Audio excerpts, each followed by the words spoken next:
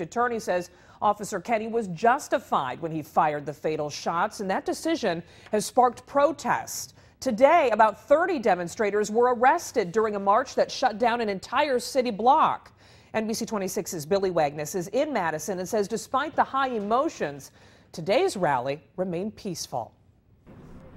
Stacy, protesters and police agree that even at the height of today's rally, the mass demonstration stayed civil. Dozens of protesters linked arms and blocked traffic in downtown Madison this afternoon in front of the sheriff's office. At 3 p.m., the announcement from police that arrests were soon to come. If you do not disperse, you will be subject to arrest. White, black, young and old, all who stayed in the street were carried away one by one. But onlookers agreed that today's scene was different than what played out in Baltimore days ago. What I observed when I got here was a peaceful expectation for protest by law enforcement, and I think that happened.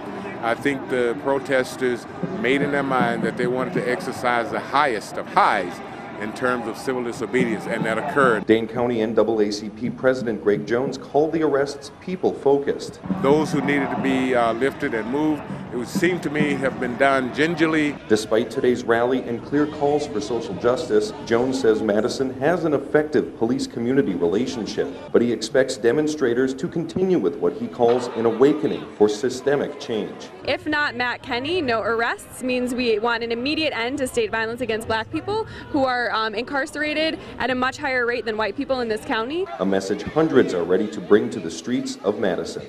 Now, Stacy, protesters say they plan on holding more protests throughout the week, including tomorrow, though it's unclear at this time exactly where and when. In Madison, Billy Wagner, NBC 26.